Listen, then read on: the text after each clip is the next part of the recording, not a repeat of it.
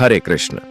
साथियों, जिंदगी एक रोशनी की तरह है जो अपने साथ उजाला भी लाती है और परछाइयों को भी जन्म देती है।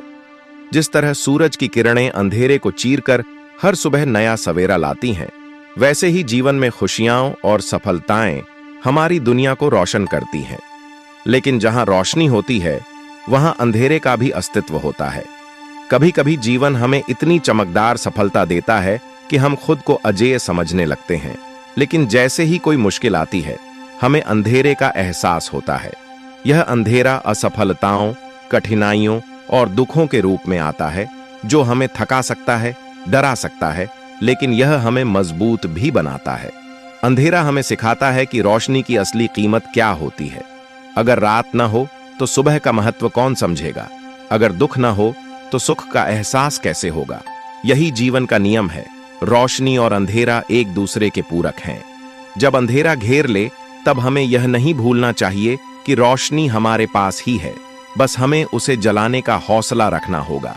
इसलिए जीवन के हर पहलू को स्वीकार करें, न तो सिर्फ रोशनी में खो जाएं और न ही अंधेरे से डरें। हर कठिनाई को एक सीख मानें और हर खुशी को आभार के साथ अपनाएं, क्योंकि यही संतुलन जीवन को खूबसूरत बनाता है। जिसे ज्यादा दुख होता है, वह दुनिया को एक अलग नजरिए से देखता है।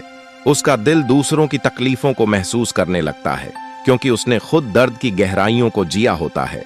दुख एक आग की तरह होता है, जो इंसान को या तो जला देता है या फिर उसे सोने की तरह चमका देता है। कई बार जिन पर सबसे ज्यादा दुख आता है, वे ही सबसे ज्यादा मजबूत बनकर उभरते हैं।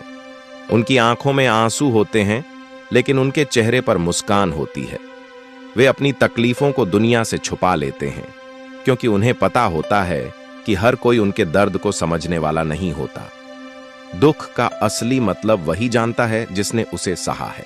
जब जीवन बार बार गिराए, तब इंसान को खुद को उठाने की आदत डालनी पड़ती है। हर आंसू, हर तकलीफ, हर टूटा हुआ सपना एक नई सीख दे जाता है।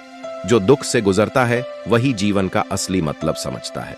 लेकिन यह भी सच है कि दुख हमेशा के लिए नहीं रहता। जैसे अंधेरी रात के बाद सूरज निकलता है, वैसे ही दुख के बाद भी सुख जरूर आता है। बस जरूरत होती है हिम्मत बनाए रखने की और भरोसा रखने की कि यह समय भी गुजर जाएगा। जिसे ज्यादा दुख होता है, वही इंसान सबसे ज्यादा गहरा होता है, क्योंकि दर्द उसे इंसानियत, प्यार और सच्चाई का एहसास करा जाता है।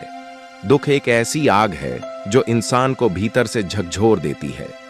जिसे ज्यादा दुख होता है, उसकी दुनिया दूसरों से अलग हो जाती है। वह ज्यादा संवेदनशील हो जाता है, छोटी छोटी चीजों में गहराई खोजने लगता है और दूसरों के दर्द को भी अपने दिल में महसूस करता है। जिंदगी हर किसी को खुशी और गम दोनों देती है, लेकिन कुछ लोगों का नसीब ऐसा होता है कि दुख उनके हिस्से में ज्यादा आता है। ऐसे लोग अक्सर अपनी तकलीफें किसी से कह नहीं पाते, क्योंकि उन्हें लगता है कि कोई उन्हें समझ नहीं पाएगा। वे खुद को दूसरों की खुशी में व्यस्त रखने की कोशिश करते हैं, लेकिन उनके भीतर एक ऐसी खाली जगह होती है जिसे कोई नहीं भर सकता। दुख इंसान को बहुत कुछ सिखा देता है। यह उसे मजबूत बनाता है, लेकिन कभी कभी यह उसे अंदर से तोड़ भी देता है। कुछ लोग इस दर्द को अपनी ताकत बना लेते हैं और दुनिया के लिए एक मिसाल बन जाते हैं, जबकि कुछ इस बोझ के तले दबकर खुद को खो देते हैं। लेकिन एक सच यह भी है कि दुख स्थायी नहीं होता। वक्त के साथ जख्म भरते हैं, दर्द कम होता है और एक दिन वही इंसान जिसे सबसे ज्यादा दुख हुआ था, मुस्कुराना सीख जाता है। क्योंकि जीवन का असली मतलब सिर्फ दुख में नहीं, बल्कि उस दुख से सीखने और आगे बढ़ने में है। जिसे ज्यादा दुख होता है, वही सबसे ज्यादा समझदार, सबसे ज्यादा गहरा और सबसे ज्यादा इंसानियत से भरा होता है। दुख सिर्फ आंसू नहीं देता, यह इंसान को अंदर से बदल भी देता है। जिसे ज्यादा दुख होता है, उसकी सोच, उसकी भावनाएं और यहां तक कि उसका व्यक्तित्व भी बदलने लगता है। वह पहले जैसा नहीं रहता। कभी वह और मजबूत बन जाता है, तो कभी इतना टूट जाता है कि खुद को भी पहचान नहीं पाता। दुनिया को खुश रहने वाले लोग पसंद आते हैं, लेकिन जो दुख झेलता है, उसकी मुस्कान के पीछे अनगिनत कहानियां छुपी होती हैं। वह दूसरों की तकलीफों को महसूस करने लगता है, क्योंकि उसने खुद दर्द सहा होता है। वह रिश्तों को पहले से ज्यादा गहराई से समझने लगता है, क्योंकि उसने विश्वास टूटते देखा होता है। दुख उसे सिखा देता है कि इस दुनिया में कोई भी हमेशा के लिए नहीं रहता। लोग बदलते हैं, हालात बदलते हैं और कभी-कभी अपने भी पराये हो जाते हैं।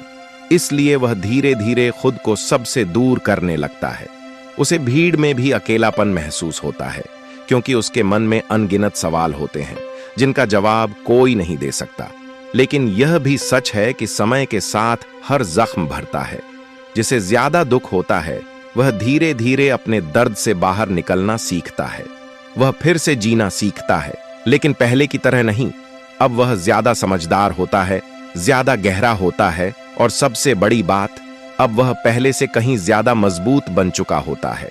दुख उसे तोड़ता जरूर है, लेकिन अगर वह हार न माने तो यही दुख उसे इतना मजबूत बना देता है कि दुनिया की कोई ताकत उसे फिर कभी हरा नहीं सकती।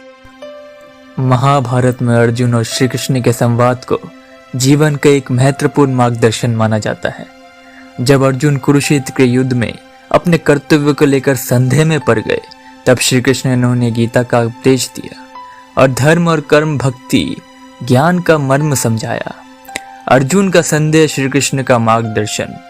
युद्ध के मैदान में अर्जुन ने देखा कि उन्हें अपने ही स्वजन, गुरु संबंधियों के विरुद्ध युद्ध करना होगा। यह देखकर उनका हृदय द्रवित हो गया। उन्होंने धनुष छोड़कर युद्ध करने से मना कर दिया। तब श्री कृष्ण ने उन्हें समझाया कि यह शरीर नश्वर है, आत्मा अमर है और हर व्यक्ति को अपने धर्म और कर्तव्य का पालन करना चाहिए।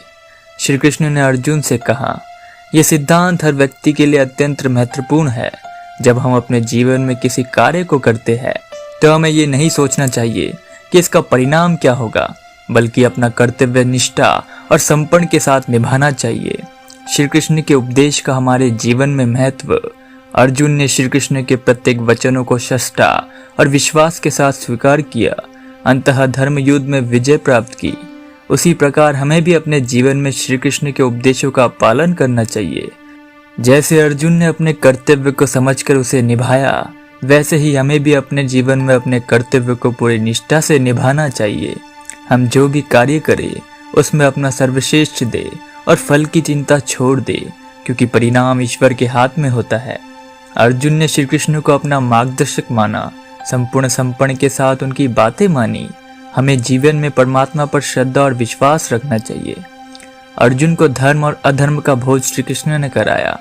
हमें भी अपना निर्णय धर्म, नैतिकता और सत्य के आधार पर लेना चाहिए। जिस प्रकार अर्जुन ने श्री कृष्ण के वचन को स्वीकार कर जीवन का सही मार्ग अपनाया, वैसे ही हमें भी गीता के उपदेशों का अनुसरण करना चाहिए। जीवन में कई बार हमें भी संदेह और कठिनाइयाँ आती है, लेकिन यदि हम श्री कृष्ण के बताए मार्ग पर चलते हैं तो हमें न केवल सफलता मिलेगी, बल्कि शांति और आनंद भी प्राप्त होगा। श्री कृष्ण के उपदेश और हमारे जीवन का वास्तविक परिप्रेक्ष्य। गीता में श्री कृष्ण ने अर्जुन को केवल युद्ध का उपदेश नहीं दिया, बल्कि उन्हें जीवन के हर पहलू में संतुलन बनाए रखने की शिक्षा दी। श्री कृष्ण के वचन सिर्फ अर्जुन के लिए नहीं थे, बल्कि संपूर्ण मानव जाति के लिए अमूल्य धरोहर है।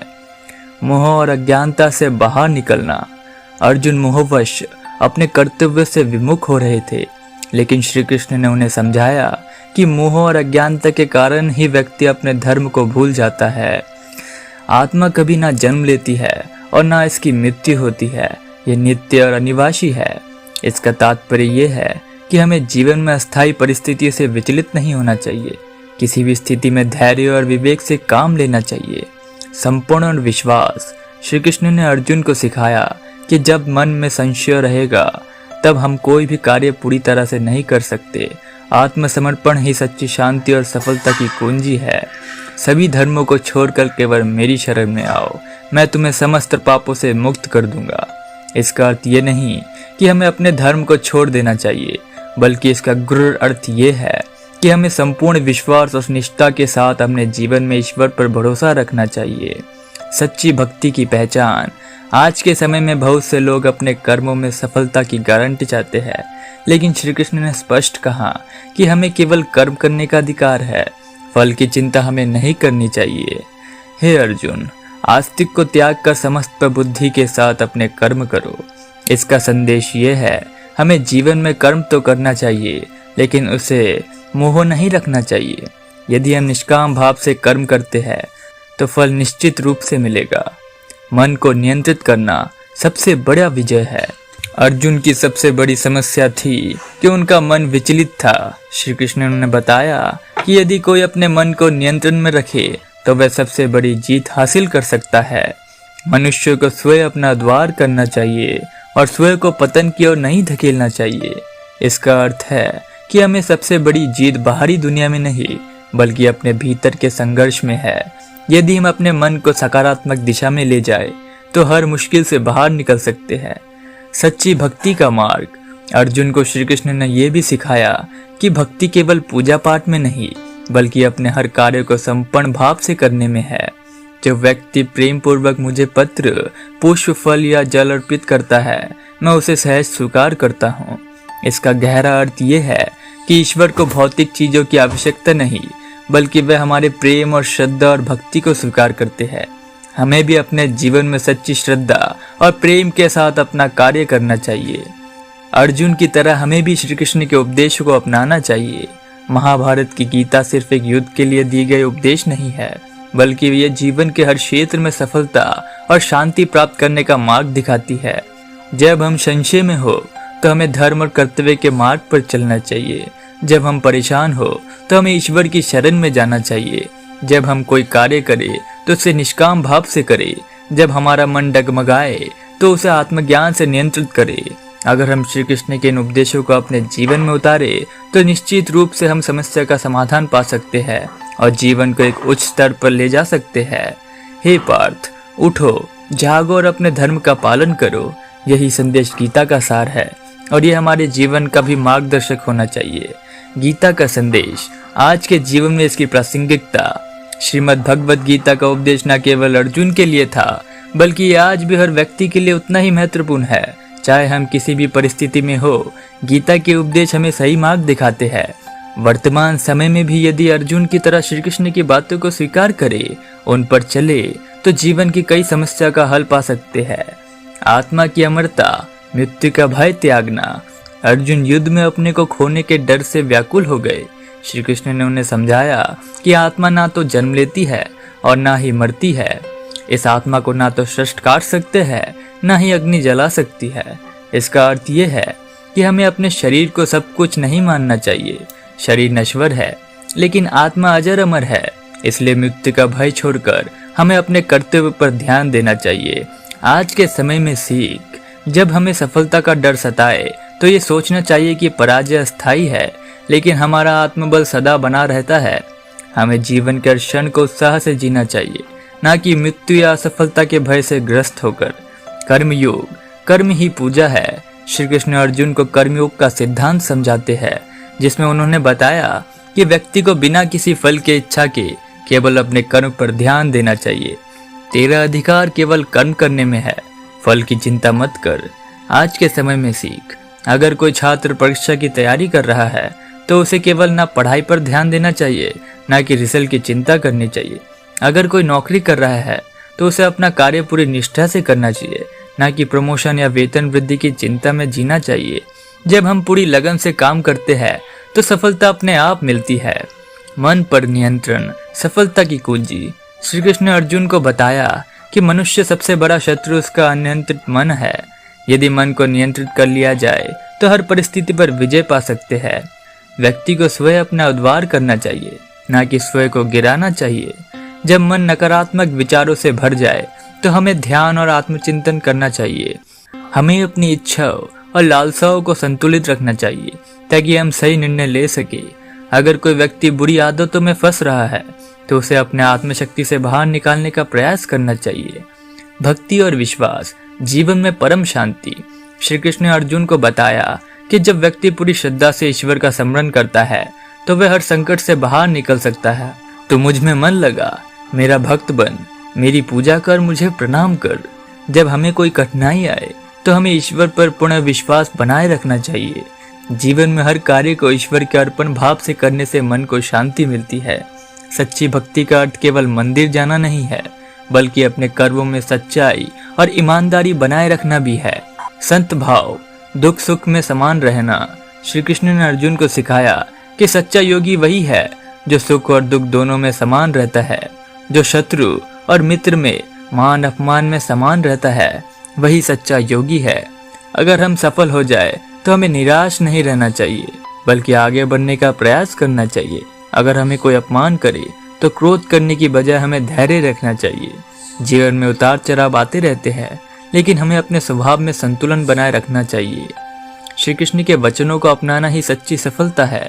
अर्जुन ने जब श्री कृष्ण के वचनों को स्वीकार किया तो उन्होंने अपने जीवन की सबसे बड़ी चुनौती को पार किया और धर्म युद्ध में विजय प्राप्त की।